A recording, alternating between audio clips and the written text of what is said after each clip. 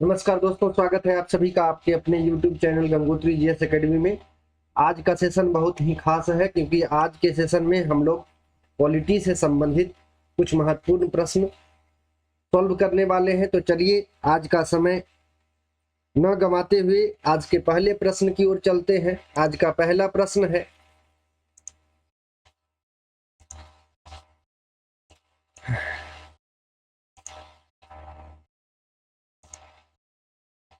Who is the ex officio chairman of Rajya Sabha. Rajya Sabha का पदेन अध्यक्ष कौन होता है? आपके पास विकल्प है राष्ट्रपति, उपराष्ट्रपति, प्रधानमंत्री और उपायुक्त में से कोई नहीं। तो फटाफट आंसर आप लोग कीजिए कि राज्यसभा का पदेन अध्यक्ष कौन होता है। सभी विकल्पों को ध्यान से देखिए और जो सबसे सही विकल्प है, जो आंसर होगा उसको आप लोग को बताना है। और उससे पहले आप लोगों को मैं बताना चाहता हूं कि यदि आप इस चैनल पे नए हैं तो इस चैनल को सब्सक्राइब करें, लाइक करें, दोस्तों में शेयर करें। इसके अलावे आप इस चैनल को कहां से देख रहे हैं, किस एग्जाम की तैयारी कर रहे हैं और ये जो है प्रश्न आपको कैसा लगता है, प्रश्नों की जो श्रृंखला है वो आपको कैसी लगती है, उसको आप कमेंट करें, जिससे कि लगातार आपको इस सेशन का लाभ मिलता रहे। तो राज्यसभा का पदेन अध्यक्ष कौन है, ये रहा आज का पहला प्रश्न। इसका सही आंसर होगा उपराष्ट्रपति, वाइस प्रेसिडेंट। ठीक है, vice president is the ex officio chairman of Rajya Sabha. याद रखिएगा, राज्यसभा का पदेन अध्यक्ष कौन होता है? उपराष्ट्रपति होता है। तो सही आंसर है उपराष्ट्रपति। अब आइए भारतीय संविधान के कुछ अनुच्छेद की हम लोग बात कर लेते हैं।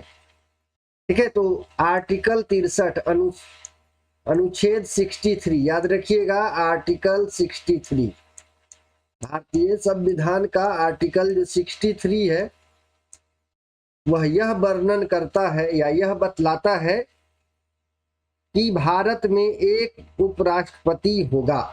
ठीक है, तो आर्टिकल 63 यह बात करता है कि भारत में उपराष्ट्रपति होगा, यानी भारत में एक उपराष्ट्रपति होगा। इसके जस्ट बाद में आर्टिकल 64 याद रखिएगा, आर्टिकल 64, आर्टिकल 64 जो है यह बतलाता है या यह वर्णन करता है कि उपराष्ट्रपति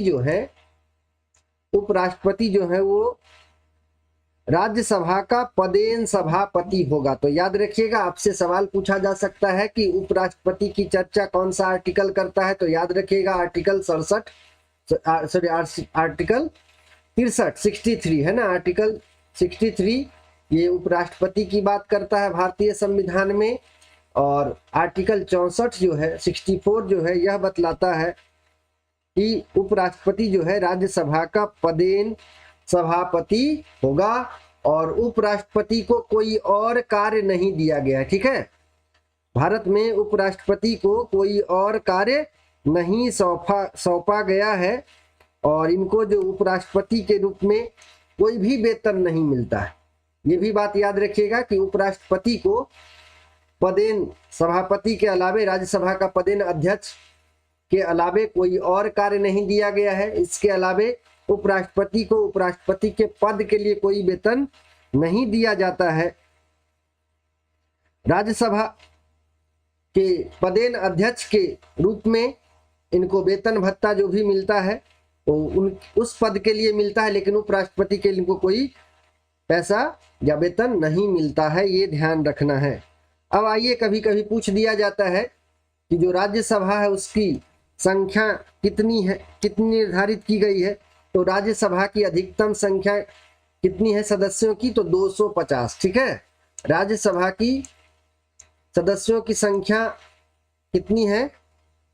250। अधिकतम जो है 250 राज्यसभा के लिए 250, जबकि लोकसभा के लिए कितना है? LS हम लिख रहे हैं, राज्यसभा के लिए RS और लोकसभा के लिए LS। अधिकतम संख्या लोकसभा का है 552, 552 जो है वो लोकसभा के सदस्यों की अधिकतम संख्या है।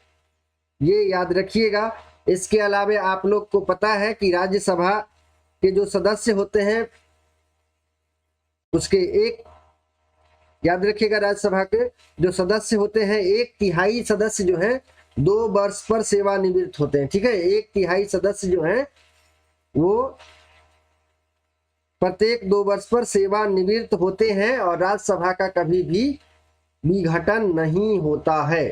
राज्यसभा ऊपरी सदन है और इसका कभी भी विघटन नहीं होता है, यानी राज्यसभा कभी भंग नहीं होता है। इसके 1/3 सदस्य जो हैं प्रत्येक 2 वर्ष पर सेवानिवृत्त होते हैं। ये आपको ध्यान में रखना है। चलिए अगले सवाल की ओर हम लोग चलते हैं।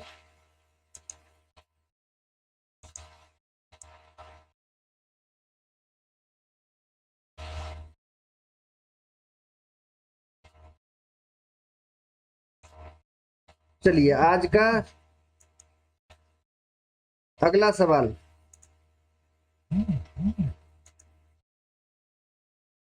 To whom is the prime minister of India answerable, यानी भारत का प्रधानमंत्री किसके प्रति जवाबदेह है। आपके पास विकल्प है मंत्रिमंडल, राष्ट्रपति, लोकसभा और राज्यसभा। तो बताइए भारत का जो प्रधानमंत्री हैं वो किसके प्रति जिम्मेदार होते हैं। तो इसका सही आंसर है लोकसभा के प्रति, है ना। सही आंसर क्या होगा, सही विकल्प होगा लोकसभा। तो भारत का प्रधानमंत्री लोकसभा के प्रति जिम्मेदार होगा। अब आइए कुछ आर्टिकल के बारे में हम लोग देखते हैं। आर्टिकल जो है आर्टिकल 75, ध्यान रखिएगा, आर्टिकल 75 का सब क्लॉज ए, 75 और सब क्लॉज ए क्या बताता है या क्या वर्णन करता है। प्रधानमंत्री की नियुक्ति राष्ट्रपति के द्वारा होती है। ये बतलाता है कि प्रधानमंत्री की नियुक्ति जो है राष्ट्रपति के द्वारा की जाती है और प्रधानमंत्री संसद के निम्न सदन का नेता होता है। ठीक है, आर्टिकल 75 यह वर्णन करता है कि प्रधानमंत्री की नियुक्ति राष्ट्रपति के द्वारा की जाती है या प्रधानमंत्री की नियुक्ति राष्ट्रपति करता है और प्रधानमंत्री निम्न सदन यानी लोकसभा का नेता होता है। इसके अलावे आर्टिकल 75 है ना, इसी का आर्टिकल 75 का ही सब क्लॉज 3, 75 का सब क्लॉज 3 क्या बात करता है कि मंत्रिपरिषद सामूहिक रूप से लोकसभा के प्रति उत्तरदायी होती है। ठीक है, मंत्रिपरिषद सामूहिक रूप से लोकसभा के प्रति उत्तरदायी होती है और मंत्रिपरिषद का प्रत्येक सदस्य मंत्रिमंडल के निर्णय के लिए उत्तरदायी होता है। तो ये याद रखिएगा कि भारत का प्रधानमंत्री किसके प्रति जवाबदेह है, तो लोकसभा के प्रति जवाबदेह होता है। आर्टिकल 75 का सब क्लॉज ए यह वर्णन करता है कि प्रधानमंत्री की नियुक्ति राष्ट्रपति के द्वारा की जाती है। इसके अलावे 75(3) के अनुसार क्या बात इसमें लिखा हुआ है कि मंत्रिपरिषद सामूहिक रूप से लोकसभा के प्रति जिम्मेदार है या उत्तरदायी होती है।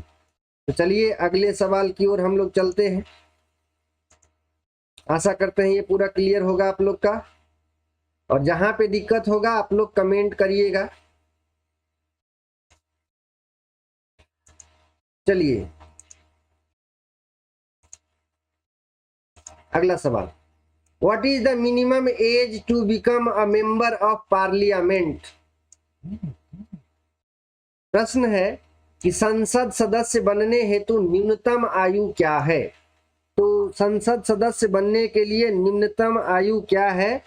आपके पास विकल्प है 18 वर्ष, 21 वर्ष, 25 वर्ष और 30 वर्ष।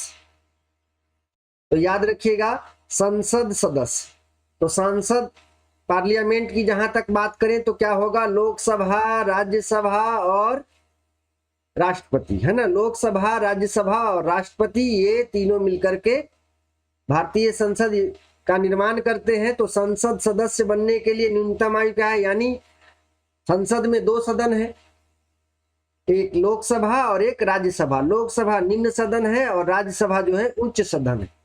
तो निम्न सदन के सदस्य बनने की आयु जो है वो 25 वर्ष है। तो सही आंसर क्या होगा? 25 ईयर्स। सी ऑप्शन जो है वो बिल्कुल सही है। और लोकसभा के मेंबर बनने के लिए, लोकसभा के सदस्य बनने के लिए क्या क्या क्वालिफिकेशन होना चाहिए, ठीक है, क्या जो है इसकी क्वालिफिकेशन है वो याद रखिएगा। अहर्ता क्या है? सबसे पहला अहर्ता है कि भारत का नागरिक होना चाहिए। दूसरा अहर्ता है, दूसरी योग्यता है, पहली योग्यता भारत का नागरिक होना चाहिए, सिटीजन ऑफ इंडिया।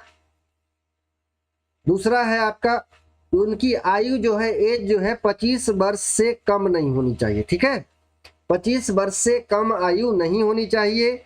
तीसरी है कि किसी संसदीय निर्वाचन क्षेत्र का पंजीकृत मतदाता हो, यानी वो मत देने के योग्य हो, यानी किसी भी संसदीय क्षेत्र में वो मत देने के लायक हो, यानी मतदाता सूची में उसका नाम हो।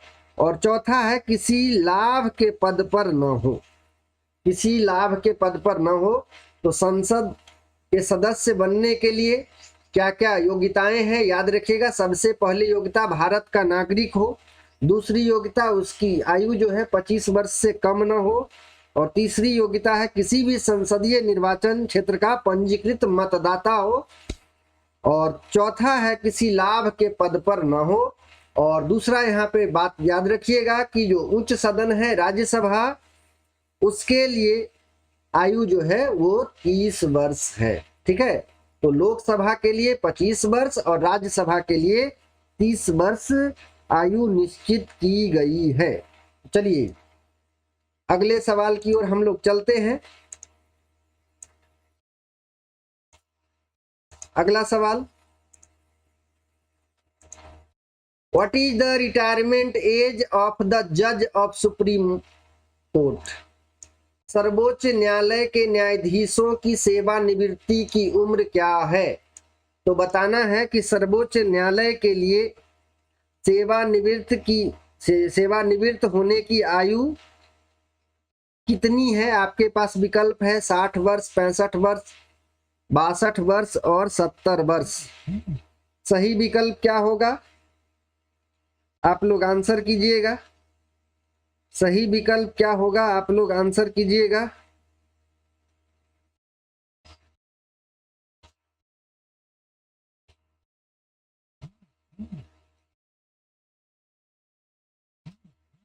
तो सही आंसर है इसका 62 ईयर्स। सही आंसर है 62 ईयर्स। तो सर्वोच्च न्यायालय के न्यायाधीशों की सेवानिवृत्त की उम्र जो है 62 वर्ष।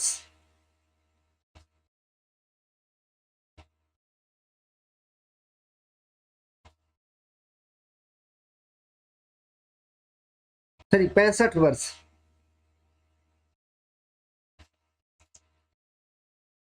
62 वर्ष नहीं, कितनी है? 65 वर्ष। 65 वर्ष है, ठीक है। सर्वोच्च न्यायालय के न्यायाधीशों की सेवानिवृत्त की उम्र क्या है? 65 वर्ष। आइए आर्टिकल 124 है ना, आर्टिकल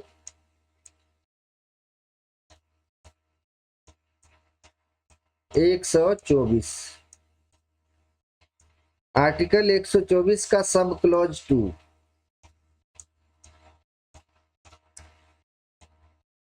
यह जो है उच्चतम न्यायालय के न्यायाधीश के बारे में बात करता है, और यह बतलाता है कि उच्चतम न्यायालय के न्यायाधीश की सेवा की आयु जो है 65 वर्ष है। या दूसरे शब्दों में बोले कि इस अनुच्छेद के अनुसार उच्चतम न्यायालय का न्यायाधीश 65 वर्ष की आयु तक अपने पद पर बना रहता है।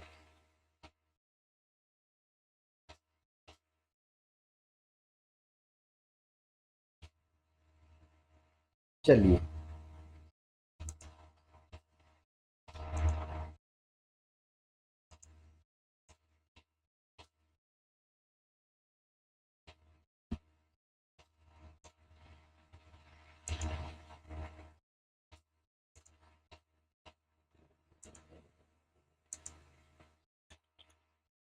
अगला सवाल, who is the highest civil service officer in the central government. ठीक है, नेक्स्ट सवाल है, केंद्र सरकार में उच्चतम नागरिक सेवा अधिकारी कौन है। केंद्र सरकार में उच्चतम नागरिक सेवा अधिकारी कौन है। आपके पास विकल्प है, भारत का महान्यायवादी, मंत्रिमंडल सचिव, गृह सचिव और वित्त सचिव। तो आप लोग आंसर कीजिए और बताइए कि केंद्र सरकार में उच्चतम नागरिक सेवा अधिकारी कौन है। भारत का महान्यायवादी, मंत्रिमंडल सचिव, गृह सचिव और वित्त सचिव। इसका सही आंसर होगा मंत्रिमंडल सचिव। ठीक है, मंत्रिमंडल सचिव। तो केंद्र सरकार में उच्चतम नागरिक सेवा अधिकारी मंत्रिमंडल सचिव है। और यह जो है मंत्रियों की परिषद को प्रशासनिक सहायता प्रदान करता है। यह मंत्रियों की परिषद को प्रशासनिक सहायता प्रदान करता है, ये ध्यान रखना।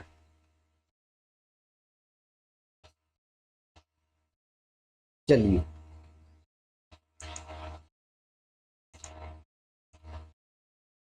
आगे हम लोग बढ़े।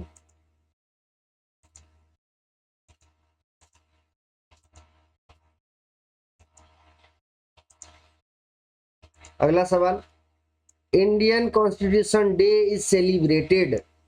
भारतीय संविधान दिवस मनाया जाता है। आप लोग को बताना है कि भारतीय संविधान दिवस कब मनाया जाता है। भारतीय संविधान दिवस कब मनाया जाता है। आपके पास विकल्प है 26 नवंबर, 26 अक्टूबर, 26 जनवरी और 15 अगस्त। तो बताइए भारतीय संविधान दिवस कब मनाया जाता है।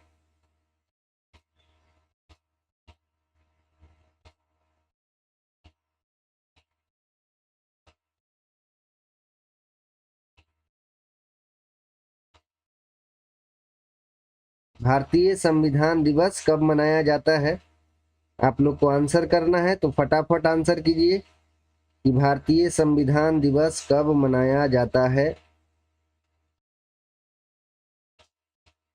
आपके पास विकल्प हैं 26 नवंबर, 26 अक्टूबर, 26 जनवरी और 15 अगस्त। सही आंसर है 26 नवंबर। भारतीय संविधान दिवस 26 नवंबर को मनाया जाता है। 26 नवंबर 1949 का दिन जो है इसी दिन संविधान को अपनाया गया था। यही कारण है कि 26 नवंबर को संविधान दिवस के रूप में मनाया जाता है। ठीक है, क्यों मनाया जाता है, क्योंकि 26 नवंबर 1949 के दिन जो है भारत के लोगों ने संविधान को अपनाया था और अपना संविधान लागू किया था। इसी कारण जो है 26 नवंबर को संविधान दिवस मनाया जाता है। चलिए अगले सवाल की ओर हम लोग चलते हैं। अगला सवाल है, Which officer of the government of India, despite not being a member, has the right to participate in the proceedings of the Indian Parliament? Bharat सरकार का कौन सा अधिकारी सदस्य न होते हुए भी भारतीय संसद की कार्यवाही में भाग लेने का अधिकार रखता है। आपके पास विकल्प है, यानी आपको बताना है कि भारत सरकार का कौन सा अधिकारी है जो सदस्य न होते हुए भारतीय संसद की कार्यवाही में भाग लेने का अधिकार रखता है। यानी वह संसद का सदस्य, वैसा अधिकारी के बारे में आपको बताना है जो संसद का सदस्य नहीं है फिर भी संसद की कार्यवाही में भाग ले सकता है। ऐसे अमूमन तौर पर, सामान्य तौर पर संसद की कार्यवाही में वही अधिकारी भाग ले सकता है, वही व्यक्ति भाग ले सकता है जो संसद का सदस्य है। ठीक है, आपके पास विकल्प है उपराष्ट्रपति, अटॉर्नी जनरल, नियंत्रक एवं महालेखा परीक्षक और चुनाव आयुक्त। तो बताइए कौन सा अधिकारी है जो संसद का सदस्य न होते हुए भी संसद की कार्यवाही में भाग ले सकता है। इसका सही आंसर है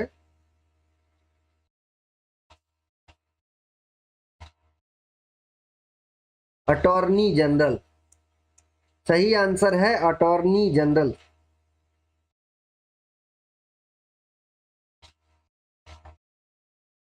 महान्यायवादी इनको बोला जाता है, ठीक है, महान्यायवादी। आइए कुछ आर्टिकल की बात करते हैं। आर्टिकल 76, भारतीय संविधान का आर्टिकल 76 भारत में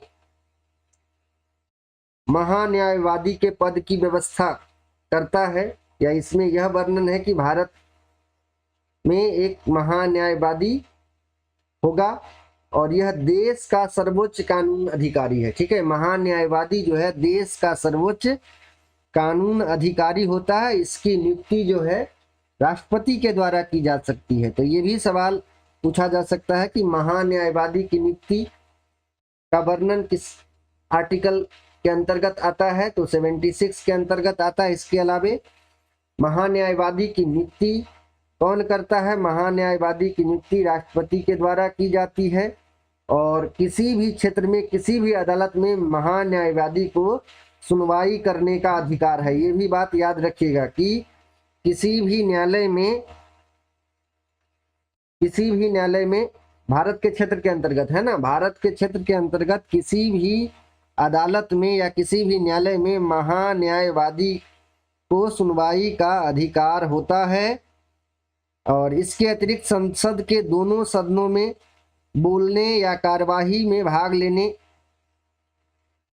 या संयुक्त बैठक में मताधिकार के बगैर भाग लेने का अधिकार है, ठीक है। यानी भाग ये ले सकता है, मत नहीं दे सकता, ठीक है। वोटिंग नहीं कर सकता है लेकिन वो भाग ले सकता है, संसद के कोई भी सदन में भाग ले सकता है। तो याद रखिएगा महान्यायवादी के बारे में, महान्यायवादी जो है देश का सर्वोच्च कानूनी अधिकारी है और इसकी नियुक्ति राष्ट्रपति के द्वारा की जाती है और भारत के क्षेत्र के अंतर्गत किसी भी न्यायालय में इसको सुनवाई करने का अधिकार होता है और किसी भी संसद के किसी भी सदन में बोलने या कार्यवाही में भाग लेने का इसको अधिकार होता है, परंतु मत देने का अधिकार नहीं, ठीक है। मत देने का अधिकार इसको नहीं है। चलिए आगे बढ़े।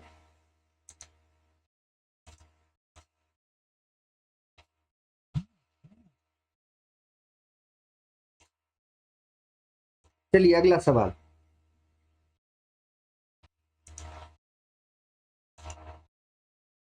Select the fundamental rights which are enjoyed by Indian citizens but not by non-citizens।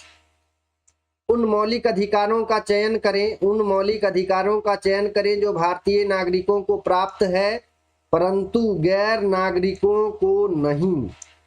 तो चलिए आप लोग को बताना है कि कौन सा मौलिक अधिकार है जो भारतीय नागरिकों को प्राप्त है परंतु गैर भारतीय नागरिकों को प्राप्त नहीं है। आपके पास विकल्प है कानून के सम्मत समता, सबसे पहला है भाषण एवं अभिव्यक्ति की स्वतंत्रता, दूसरा है कानून के सम्मत समता, तीसरा है अल्पसंख्यकों के अधिकार और चौथा है जीवन और स्वतंत्रता का संरक्षण। आपके पास विकल्प है 1 और 2, 2 और 4, 1 और 4 और 2 और 3। तो इसका सही आंसर क्या होगा ये आप लोग को बताना है।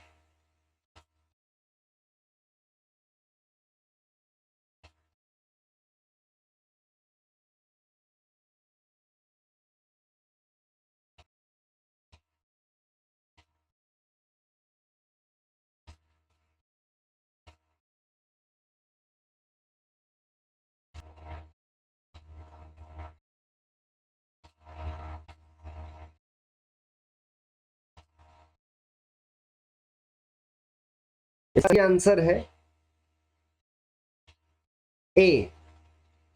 सही आंसर है विकल्प ए, यानी 1 और 3, 1 और 3, यानी भाषण एवं अभिव्यक्ति की स्वतंत्रता और अल्पसंख्यकों के अधिकार। भाषण एवं अभिव्यक्ति की स्वतंत्रता और अल्पसंख्यकों के अधिकार, ये दोनों जो है गैर नागरिकों को प्राप्त नहीं है, बाकी सभी गैर नागरिकों को भी प्राप्त है।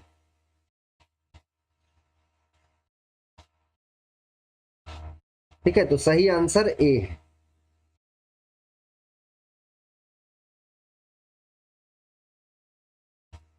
याद रखिएगा, संविधान का भाग 3 है ना, संविधान का भाग 3,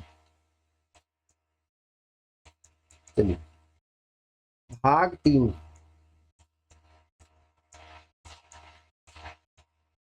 भाग 3 और आर्टिकल जो है 12 से 35, आर्टिकल है 12 से 35, ये जो है मौलिक अधिकार की बात करता है।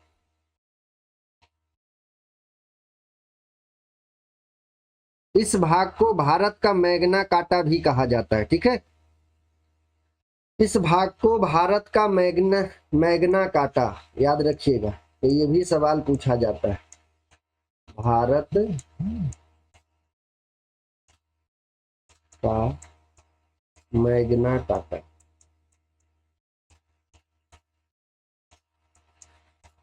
इस भाग को भारत का